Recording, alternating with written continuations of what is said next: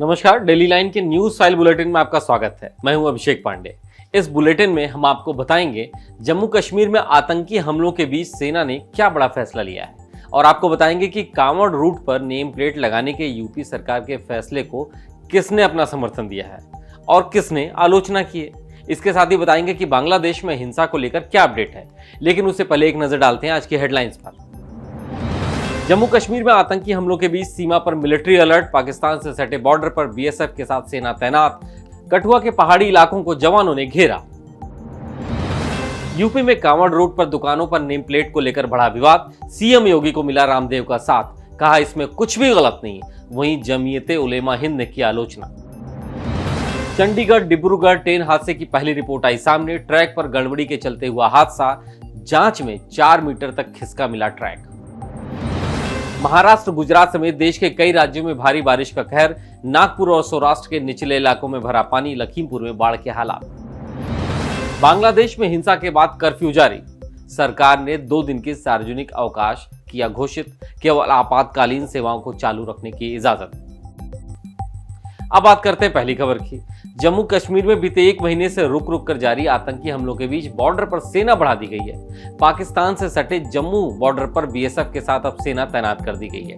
आपको बता दें कि 2020 में चीन के साथ टकराव के बाद जवानों को जम्मू रीजन से हटाकर लद्दाख में एलओसी भेज दिया गया था। हालांकि अभी एलओसी से जवान यहाँ नहीं लाए जाएंगे, बल्कि जम्मू में अगले 2-3 दिनों में अतिरिक्त जवानों की तैनाती की जाएगी।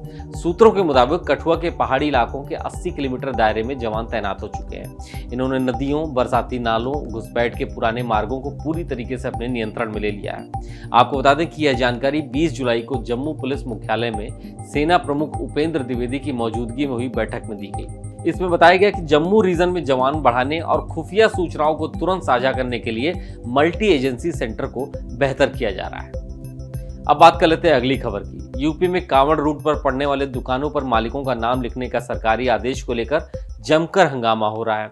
वहीं अब इस विवाद के बीच सीएम योगी को योग गुरु बाबा रामदेव का साथ मिला है। उन्होंने इस फैसले का समर्थन करते हुए कहा कि इसमें कुछ भी गलत नहीं है। बाबा रामदेव ने कहा पूरी दुनिया की नजर भारत पर है। रामदेव को अपनी पहचान बताने में दिक्कत नहीं है, तो फिर रहमान को क्यों है?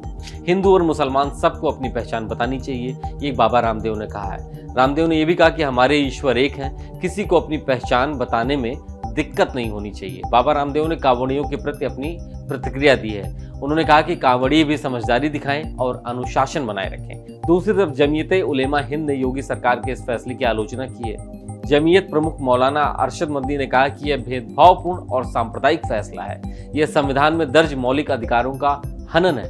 उनका यह भी कहना है कि उनकी कानूनी टीम इस आदेश के कानूनी पहलुओं पर विचार करेगी। वहीं दूसरी तरफ मध्य प्रदेश के उज्जैन में भी योगी सरकार जैसा ही आदेश जारी हो गया है। उज्जैन नगर निगम में दुकानों के बाहर अपना नाम और मोबाइल नंबर लिखने का आदेश जारी कर दिया है। अब बात कर लेते हैं अगली खबर की। 18 जुलाई को यूपी के गोंडा में चंडीगढ़ डिब्रूगढ़ ट्रेन हादसे की पहली रिपोर्ट अब सामने आ गई है। रिपोर्ट के मुताबिक ट्रैक की गड़बड़ी की वजह से हादसा हुआ। ट्रैक पर 30 किलोमीटर की रफ्तार से ट्रेन चलाना था, लेकिन लोको पायलट को इसकी जानकारी नहीं थी। उसने 86 किलोमीटर की रफ्तार से ट्रेन दौड़ा दी, जिससे यह हादसा हो गया। लोको पायलट को हादसे के 2 मिनट बाद कॉशन मिला। इसके अलावा जांच में ट्रैक 4 मीटर खिसका हुआ मिला। ट्रैक को ठीक से कसा भी नहीं गया था। आपको बता दें कि लखनऊ के 6 रेलवे अफसरों की ज्वाइंट कमेटी ने 36 पॉइंट पर रिपोर्ट तैयार की है। 5 अफसरों ने हादसे का कारण इंजीनियरिंग विभाग की लापरवाही और एक ने गलत ढंग से ब्रेक लगाना बताया है। वहीं आज चंडीगढ़ डिब्रूगढ़ ट्रेन के 14 रेल अधिकारी और कर्मचारियों को डीआरएम ऑफिस में तलब किया गया है। जानकारी के मुताबिक इन सभी अधिकारियों के बयान दर्ज किए जाएंगे। अब बात कर लेते हैं अगली खबर की। राजा भैया और उनकी पत्नी से तलाक की वजह काफी चर्चा में बनी हुई है। ऐसे में इस बीच उनकी पत्नी पर धोखाधड़ी और फर्जी दस्तावेज जारी करने का मुकदमा दर्ज हुआ है। यह मामला लखनऊ के हजरत कोतवाली में आशुतोष सिंह ने दर्ज कराया है। जानकारी के मुताबिक राजा भैया की पत्नी भानवी सिंह एक कंपनी में निदेशक हैं और आशुतोष सिंह इसी कंपनी में पूर्व निदेशक रहे हैं। आशुतोष का आरोप है कि भानवी ने उन्हें दबाव बनाकर कंपनी के निदेशक पद से हटाया है। आशुतोष सिंह का यह भी आरोप है कि उनके फर्जी हस्ताक्षर करके इस्तीफे को मंजूर कराया गया। अब बात कर लेते हैं अगली खबर की। देश भर के कई राज्यों में बारिश का कहर है। इस बीच महाराष्ट्र और गुजरात के कई शहरों में भारी बारिश हो रही है।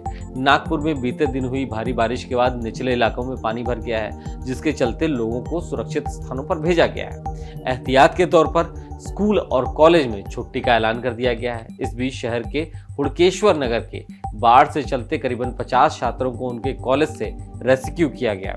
वहीं गुजरात के सौराष्ट्र में शनिवार को हुई भारी बारिश के चलते कई गांवों से संपर्क कट गया।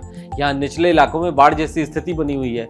राहत बचाव कार्य के लिए एनडीआरएफ की टीमें तैनात की गई हैं। दूसरी तरफ उत्तर प्रदेश के लखनऊ में तेज धूप और उमस अभी भी लगातार लोगों को परेशान कर रही है। यहाँ गर्मी से लोग परेशान हैं, तो नेपाल से सटे जिलों में बाढ़ के हालात बने हुए हैं। लखीमपुर में बाढ़ का पानी हाईवे तक पहुंच गया। लखीमपुर पीलीभीत हाईवे पर नदी इस तरह बह रही है और उसको लेकर के प्रशासन परेशान है। अब बात कर लेते हैं अगली खबर की। बांग्लादेश में नौकरी में आरक्षण को लेकर हिंसा के बाद कर्फ्यू लगा दिया गया है। इस बीच सरकार ने देश में 2 दिन का सार्वजनिक अवकाश घोषित कर दिया।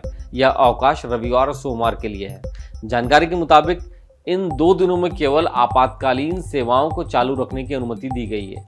वहीं इस बीच देश में मरने वालों की संख्या 115 हो गई है, जबकि हजारों लोग घायल हुए हैं। आपको बता दें कि देश में पुलिस ने प्रदर्शनकारियों को देखते ही गोली मारने का आदेश जारी कर दिया है। दूसरी तरफ बांग्लादेश में बढ़ते तनाव के बीच अब तक 1000 भारतीय स्टूडेंट्स अपने घर वापस लौट आए हैं। ढाका यूनिवर्सिटी को अगले आदेश तक के लिए बंद किया गया है। छात्रों को बुधवार तक हॉस्टल खाली करने को कहा गया है। वहीं अमेरिका ने अपने नागरिकों को बांग्लादेश की यात्रा न करने की सलाह दी है। अमेरिकी विदेश मंत्रालय की यह लेवल 4 की ट्रैवल एडवाइजरी है। मंत्रालय ने वहां चल रही हिंसा को देखते हुए एडवाइजरी जारी की है। तो आज के daily line news file bulletin में सिर्फ इतना ही। देश दुनिया के तमाम खबरों को पाने के लिए आप देखते रहिए डेली लाइन।